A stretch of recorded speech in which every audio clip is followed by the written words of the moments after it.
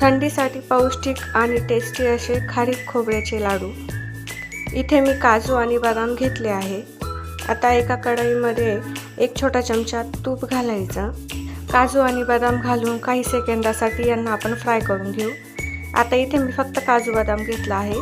तुम्ही कोणताही ड्रायफ्रूट तुम्हाला जे आवडेल ते घालू शकता, जसं अक्रोड, पिस्ता। फ्राय झाल्यानंतर एका डिशमध्ये काढून घ्यायचं।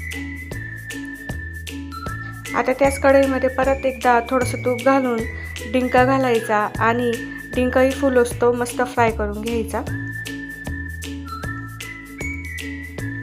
डिंक फ्राय झाला आहे, मस्त फुललेला आहे। आता काजू बदामच्या डिशमध्ये आपण डिंकही काढून घेऊ। मिक्सरच्या भांड्यामध्ये काजू बदाम डिंक बारीक करून घेऊ।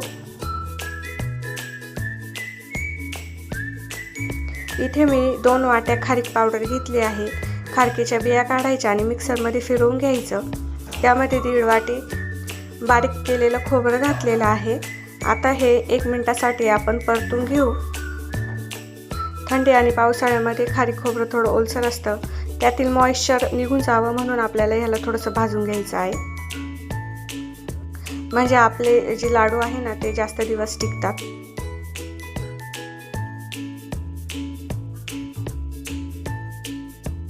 भाजून झाल्यानंतर एका मोठ्या बाउलमध्ये आपल्याला ह्याला काढून घ्यायचं आहे।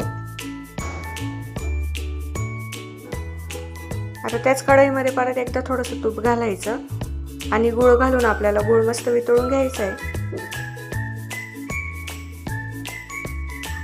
इथे मी अर्धी वाटी गूळ घेतला आहे। तुम्हाला जर लाडू जास्त गोड हवे असेल तर तुम्ही जास्त गूळ घाला। गूळ मस्त वितळला आहे। आता वितळलेला गूळ पण आपण बाउलमध्ये काढून घेऊ।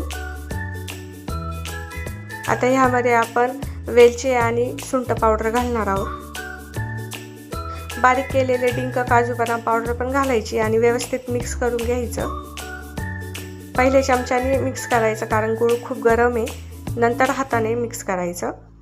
आता इथे मी काजू बदामची एकदम पावडर केली आहे, तुम्ही काजू बदाम कट करून पण घालू शकता। माझ्या मुलांना लाडूमधील ड्रायफ्रूट्स आवडत नाही म्हणून मी ड्रायफ्रूट्सची पावडर टाकते। आता आपण ह्याचे लाडू बांधून घेऊ। तुम्हाला जर मेथीचे लाडू आवडत असेल ना तर तुम्ही ह्यामध्ये थोडीशी मेथीची पावडरही टाकू शकता। अशा प्रकारे आपल्याला सगळे लाडू बांधून घ्यायचे आहे। हे लाडू पटकन खराब होत नाही, त्यामुळे तुम्ही जास्तीचे लाडू बनवून डब्यामध्ये स्टोअर करू शकता। तुम्हाला जर माझी ही रेसिपी आवडली असेल तर घरी नक्की करून बघा। माझ्या चॅनलला लाईक, सबस्क्राईब आणि शेअर करायला विसरू नका। Thank you for watching.